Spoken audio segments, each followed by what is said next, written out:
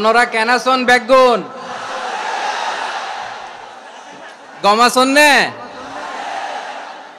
হর্ষবাজারের বেগুন চলে আসছেন পাল্লার আল্লাহু আকবার। কি একটা কঠিন অবস্থা, শীতের সিজন মনে হয়। আমি তো ঘামতেছি, হ্যাঁ ফ্যানটা বাড়াই দিতে হবে, ঘামতেছি টোটালি। র্যাবের ভাইয়েরা কি পরিমাণে কষ্ট স্বীকার করেছে আমাকে এখানে উঠাতে, যে এটা বলে বোঝানোর মতো না। তো আমাদের দেশের ভাইরা ইমোশনাল, আবেগী, অনেক আবেগ দিয়ে অনেক কিছু আমরা হারাই, ভুল করি, আমরা বুঝি না, লং রানে আমরা চিন্তা করতে পারি না। একটা নিঝুম নিস্তব্ধ পরিবেশ যদি দেয়া যেত, কথা বলতে পারতাম, লক্ষ লক্ষ কোটি কোটি মানুষ, সারা পৃথিবীর মানুষ এটা শুনতো, মানুষের মন মস্তিষ্ক চিন্তা মননে পরিবর্তন আসতো। কিন্তু ধাক্কা ধাক্কি করে আসতে আসতে আমাদের মাইন্ড ডিস্টার্ব হয়ে যায়। কিছু বুলেট পয়েন্ট সাজিয়ে নিয়ে আসছে, যেটা বলবো এটা ব্রেন থেকে হারিয়ে যায়, আর মনে রাখতে পারি না। জান নিয়েই তো টানাটানি, আমি মনে রাখবো কি? জান নিয়ে টানাটানি। তো যদি আমরা প্রতিটা বড় বড় পাবলিক ইভেন্টে যদি এরকম করি, আমাদের পক্ষে কি আর ময়দানে কথা বলা সম্ভব হবে? বাধ্য হয়ে পরে ফেসবুকে ঘোষণা দিব যে আমি আর তাফসির মাহফিলে নাই, আমি মসজিদের হালাকা করব, 20 জন নিয়ে আমি দাওয়াতি কাজ করব, যথেষ্ট, গুড ইনাফ। এটাই আপনারা চান নাকি? এটাই চান? তো একটু মেহরবানি করে চুপ করা যাবে না? জায়গা না হলে পেছনে চলে যান, কিন্তু যারা থাকবেন চুপচাপ, আওয়াজ করা যাবে না। আল্লাহর ওয়াস্তে অনুরোধ করার পরে যদি এটা ভায়োলেট করেন, জবাব দিতে হবে আল্লাহর কাছে। খবরদার, আল্লাহর ওয়াস্তে বলেছি, আওয়াজ করা যাবে না। ভাইয়েরা, এভাবে আলোচনা করা যায় না, মেহরবানি করে আওয়াজ করবেন না। আমার দিকে তাকান। আজকে যে টপিকটা নিয়ে আমি আপনাদের সামনে কথা বলবো, সেটা হচ্ছে আমাদের ধর্মীয় জীবনে, সামাজিক জীবনে, রাষ্ট্রীয় জীবনে ঐক্যবদ্ধ থাকার গুরুত্ব। The importance of unity in our life. আমরা ঐক্যবদ্ধ থাকতে চাই কি চাই না? এই আপনাদের গলার আওয়াজ। আমরা ঐক্যবদ্ধ জীবন যাপন করতে চাই কি চাই না? চাই। ঐক্যের কোনো বিকল্প নাই। গত 50 বছর তো দেখেছি এই ডিসইউনিটি, অনৈক্য, বিভেদ, বিচ্ছিন্নতা আমাদেরকে কোথায় নিয়ে গিয়েছে। এই যে দেখেন, কিছুদিন আগে আমাদের বর্তমান নেতা ডক্টর ইউনূস, উনি সব রাজনৈতিক নেতৃবৃন্দদেরকে ডেকেছেন একটা ইস্যুকে কেন্দ্র করে। তার মানে গোটা বাংলাদেশ এক হয়ে গিয়েছে। আমরা সবাই উদ্বেলিত হয়েছে, উচ্ছ্বসিত হয়েছে, ঠিক কিনা বলেন? রাজনৈতিক নেতাদেরকে ডেকেছেন উনি, আমরা এক হয়েছি। এরপরে ধর্মীয় অঙ্গনের যে লিডাররা, বিভিন্ন ধর্মের, শুধু মুসলিম না, সবাইকে ডেকেছেন, আমরা ঐক্যবদ্ধ হয়েছি। এটাকে বলে ন্যাশনাল ইউনিটি, জাতীয় ঐক্য। যে কোনো ধরনের কনস্পাইরেসি, ষড়যন্ত্র, আধিপত্যবাদ মোকাবেলায় জাতীয় ঐক্যের চেয়ে মুখ্য হাতিয়ার আর নাই। আমাদের একটা প্রতিবেশী দেশ আছে, আমরা আমাদের দেশ নিয়ে যত ভাবি, তারা তার চেয়ে বেশি ভাবে। কথা বুঝতেছেন না? আরো ভেঙে বলতে হবে। আমরা আমাদের দেশ নিয়ে যত উদ্বিগ্ন, এদের আরো টেনশন বেশি। বলেন, আমাদের দেশে শান্তি আছে না নাই? আমরা হিন্দু মুসলিমে কখনো দাঙ্গা লাগে? আসতে বলেন, কেন লাগে? ওদের পূজা পার্বণে আমাদের মাদ্রাসার ছেলেরা যে পাহারা দেয়, চিল্লায় বলেন ঠিক কিনা? আমাদের তাফসির মাহফিলের সময় ওরা ডিস্টার্ব করেন, ঢোল বাজায় না। ওদের পূজা পার্বণের সময় আমাদের তাফসির মাহফিলের ডেট হলে আমরা চেঞ্জ করে দেই। সুবহানাল্লাহ! কি সাম্প্রদায়িক সম্প্রীতির রোল মডেল। আর ওই বাংলাদেশের ব্যাপারে তারা অনেক ডিসইনফরমেশন ছড়াচ্ছিল। ভারতের অনেকগুলো গণমাধ্যম, আমি জেনারেলাইজ করব না, আমাদের প্রতিবেশী দেশের সব গণমাধ্যমকে আমি দোষ দিতে চাই না, অনেকগুলো গণমাধ্যম তারা ডিসইনফরমেশন শেয়ার করেছে। ডিসইনফরমেশন আর মিস ইনফরমেশনের পার্থক্য আছে। মিস ইনফরমেশন না জেনে ভুল বুঝে একটা মিথ্যা বা ভুল তথ্য ছড়িয়ে দেয়া, এটার ক্ষমা আছে, এটার কি আছে? আর ডিসইনফরমেশন মানে ইচ্ছা করে, প্ল্যান করে, ম্যাপ করে, ছক এঁকে মিথ্যা, গুজব, রটনা সোশ্যাল মিডিয়ায় ছড়ানো, এটার ক্ষমা আছে? আওয়াজ করে বলেন, ক্ষমা আছে? ভারতের কিছু গণমাধ্যম তাই করেছে। আমরা ব্যথিত হয়েছি, আমাদের হৃদয়ে রক্তক্ষরণ হয়েছে। আমাদের প্রতিবেশী দেশকে বলতে চাই, আমাদের দেশ নিয়ে আপনাদের ভাবার দরকার নাই, নিজের চরকায় তেল দেন। নিজের দেশ নিয়ে ভাবেন। গত মাসের ভয়েস অফ আমেরিকার রিপোর্ট, বাংলাদেশে সংখ্যালঘু জনগোষ্ঠী আগের চেয়ে বেশি নিরাপত্তা পাচ্ছে। Report voice of America, Muslim report নাকি? মুসলিম জরিপ, ভয়েস অফ আমেরিকা। কথা বোঝে নাই বোধহয়। ভয়েস অফ আমেরিকা কি আমাদের রিপোর্ট না?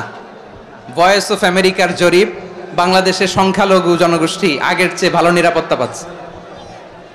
শুধু এখানেই শেষ না, মাইক্রোসফটের একটা জরিপ শোনাই আপনাদেরকে। তারা সারা পৃথিবীতে গুজব, ভুয়া আর মিথ্যা নিউজ ছড়ানোতে কোন দেশ সেরা একটা রিপোর্ট করেছে। এর মধ্যে 1 নম্বরে এসেছে ভারতের নাম। মাইক্রোসফট তো মুসলমানরা চালায় না? কথা বোঝে নাই বোধহয়। প্রতিবেশী দেশকে বলবো, আপনারা নিজের চরকায় তেল দেন, আপনারাও শান্তিতে থাকেন, আমাদেরকেও শান্তিতে থাকতে দেন। সব চেঞ্জ করা যায়, প্রতিবেশী চেঞ্জ করা যায় না। আমাদের ল্যান্ড তাদের ল্যান্ড, পাশাপাশি। আমরা চাই তারাও সুখে থাক, আমরাও সুখে থাকি, ঠিক কিনা? কিন্তু প্রতিবেশী হলে বন্ধুত্বপূর্ণ আচরণ করতে হয়। প্রতিবেশী যদি বন্ধু না হয়ে প্রভু হতে চায়, এরকম দানব প্রতিবেশী কেউ চায় না। ভারত যদি বন্ধুত্ব উপহার দেয়, আমরাও বন্ধুত্ব দিব, কি বলেন? তারা যদি বন্ধুসুলভ আচরণ করে, আমরাও বন্ধুত্ব উপহার দেব। কারণ আমাদের পররাষ্ট্র নীতি হচ্ছে সবার সাথে বন্ধুত্ব, কারোর সাথে বৈরিতা নয়। আলহামদুলিল্লাহ বলেন, কত চমৎকার পলিসি আমাদের। আমরা নির্বিবাদী, আমরা বাংলাদেশিরা শান্তিকামী। We are proud of that. এজন্য আমরা গর্ববোধ করি। আমাদের পররাষ্ট্র নীতি সবার সাথে বন্ধুত্ব, কারোর সাথে শত্রুতা নয়। তাই প্রতিবেশী দেশকে বলবো, আমার ভাইয়েরা, আপনারাও আমাদের ভাই। বন্ধুত্ব দিলে বন্ধুত্ব পাবেন। বন্ধুত্ব ইজ ওয়েলকাম, দাদাগিরি নয়। বন্ধুত্ব ওয়েলকাম, দাদাগিরি নয়। Loud and clear. ভারত যদি বন্ধুত্ব দেখায়, বন্ধুত্ব পাবে। কিন্তু ভারত যদি বাংলাদেশে আধিপত্যবাদ বিস্তার করতে চায়, বাংলাদেশের 18 কোটি জনগণ সেটা রুখে দেবে। ভারত যদি গৌর গোবিন্দের ভূমিকায় নামতে চায়, দেশের 18 কোটি মুসলমান শাহজালালের ভূমিকায় নামবে।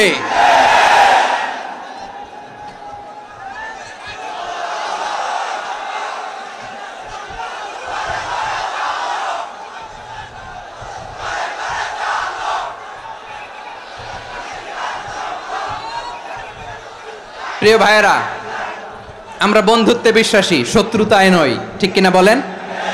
আল্লাহ আমাদেরকে বোঝার তৌফিক দান করুক। তাহলে এই যে তারা বলেছে এদেশে সংখ্যালঘুরা কষ্টে আছে, দুঃখে আছে, এটা কি ঠিক? বলেন, এটা কি ঠিক? না, তারা ডিস ইনফরমেশন শেয়ার করেছে, এটা ঠিক নয়।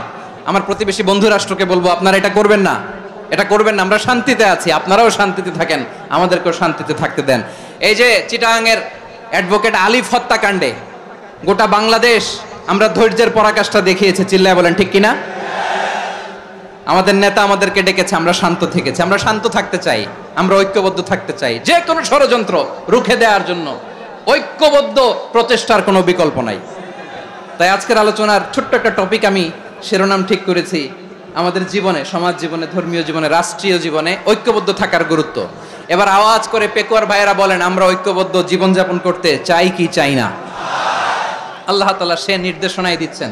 আল্লাহ তাআলা ইরশাদ করছেন, ওয়া'তাসিমু বিহাবলিল্লাহি জামিআন ওয়া লা তাফাররাকু ওয়াযকুরু নি'মাতাল্লাহি আলাইকুম إذ كنتم أعداء فألف بين قلوبكم فأصبحتم بنعمته إخوانا وكنتم على شفا حفرة من النار فأنقذكم منها كذلك يبين الله لكم آياته لعلكم تهتدون الله أكبر পড়েন।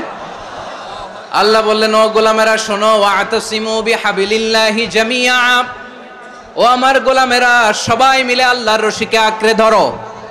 আল্লাহর রশি হলো ইসলাম, আল্লাহর রশি হলো কোরআন। আল্লাহ বললেন, কোরআনকে আঁকড়ে ধরো, ইসলামকে আঁকড়ে ধরো। একা একা আঁকড়ে ধরলে চলবে না, জামিয়া, সবাই মিলে আঁকড়ে ধরো। এই আদেশটা আমাদের জন্য দান করেছেন কে? আল্লাহ তাআলার নির্দেশ, ওয়াতাসিমু বিহাবলিল্লাহি জামিআ, সবাই মিলে আল্লাহর রশিকে আঁকড়ে ধরো। হাবলুল্লাহ মানে আল্লাহর রশি, হাবলুল্লাহ মানে কি? রশি। এই হাবলুল্লাহ আল্লাহর রশি বা আল্লাহর রজ্জু দ্বারা উদ্দেশ্য হচ্ছে ইসলাম। আল্লাহর রশি দ্বারা উদ্দেশ্য কি? তাফসিরে অনেক ব্যাখ্যা এসেছে। এরকম পরিস্থিতিতে তাফসিরের সূক্ষ্ম সূক্ষ্ম বিষয়গুলো আমরা শোনাতে চাই, কিন্তু পরিবেশ হয়ে ওঠে না। আল্লাহর রজ্জু বা আল্লাহর রশি দ্বারা উদ্দেশ্য হচ্ছে ইসলাম। আল্লাহর রজ্জু বা আল্লাহর রশি দ্বারা উদ্দেশ্য হচ্ছে কোরআন, কারণ কোরআন আমাদেরকে ঐক্যবদ্ধ করে, ইসলাম আমাদেরকে ঐক্যবদ্ধ করে। চিল্লায় বলেন ঠিক কিনা? এজন্য আল্লাহ বললেন, তোমরা আমার রশিকে আঁকড়ে ধরো, বিচ্ছিন্ন হয়ে না। আমার দেয়া নেয়ামতগুলো স্মরণ করো। যখন তোমরা ছিলে শত্রু, তোমাদের মধ্যে হৃদয়ে আমি আল্লাহ ভালোবাসা ঢেলে দিলাম, ফলে তোমরা সবাই ভাই ভাই হয়ে গেলে। তোমরা সবাই ছিলে জাহান্নামের কিনারায়, জ্বলন্ত অগ্নিকাণ্ডের পাশে। আমি আল্লাহ দয়া করে ঈমানের বদৌলতে তোমাদেরকে আগুন থেকে ফেরালাম। আমি আল্লাহ দয়া করে তোমাদেরকে জান্নাতের পথ দেখিয়ে দিলাম। সুবহানাল্লাহ পড়েন। এমন পথ দেখালাম যেই পথ তোমাদেরকে জান্নাতে নিয়ে যাবে, পথের দিশা তোমরা পাবে। লাআল্লাকুম তাহতাদুন। প্রিয় ভাইরা, তাহলে আমাদের যে ঐক্যবদ্ধ থাকতে হবে, এই নির্দেশটা কার? নাকি মন মতো আমি বানায় বলতেছি? আওয়াজ করে বলুন, নির্দেশটা কার? আল্লাহর। তাহলে আমাদেরকে ঐক্যবদ্ধ জীবন যাপন করতে হবে। প্রিয় ভাইরা, ইসলাম আমাদেরকে ঐক্যবদ্ধ করে। ইসলাম আমাদেরকে কি করে? সংঘবদ্ধ করে, ঐক্যবদ্ধ করে। বিচ্ছিন্ন হওয়া যাবে না। বিরোধ, বিচ্ছিন্নতা, মতানৈক্য, এগুলো আমাদেরকে ধ্বংস করে, আমাদেরকে দুর্বল করে। আর আমাদের ঐক্যবদ্ধ প্রচেষ্টা আমাদেরকে বিজয়ের দিকে এক ধাপ এগিয়ে নেয়। চিল্লায় বলেন ঠিক কিনা? এজন্য আল্লাহ বললেন, ওয়াতাসিমু বিহাবলিল্লাহি জামিআ, তোমরা আল্লাহর রশিকে আঁকড়ে ধরো, তোমরা ঐক্যবদ্ধ জীবন যাপন করো, তোমরা বিচ্ছিন্ন হয়েও না। বিচ্ছিন্ন হইলে লস, ঐক্যবদ্ধ হলে সেখানে কল্যাণ আছে না নাই? মাইকে কি সমস্যা হয়েছে কোনো? হ্যাঁ, এবার ঠিক আছে। প্রিয় ভাইয়েরা, শেষ করে দেই না? তাইলে শেষ করে দিব তো। গত 2 দিন আগে এসে বসে আছেন, আর আমি আসার 20 মিনিটের মধ্যে উঠে যাচ্ছেন কেন? আর সহ্য হচ্ছে না? আর পারতেছেন না? হ্যাঁ, বসেন। যাদের খুব জরুরত তাদেরকে বের হইতে দেন। অনেকে সকাল থেকে বসে আছে, ওয়াশরুমে যেতে হবে, সারাদিন কিছু খায় নাই, পাগলের মতো বসে আছে। আমি জানি, সব রিপোর্ট আছে আমার কাছে। মেহেরবানি করে বিশৃঙ্খলা করবেন না, আল্লাহর ওয়াস্তে, আল্লাহর ওয়াস্তে। যাদের কষ্ট হচ্ছে বের হয়ে যান। আরো কয়েক মিনিট কথা বলে আমরা শেষ করব। আল্লাহর ওয়াস্তে, আল্লাহর ওয়াস্তে বলার পরেও এরকম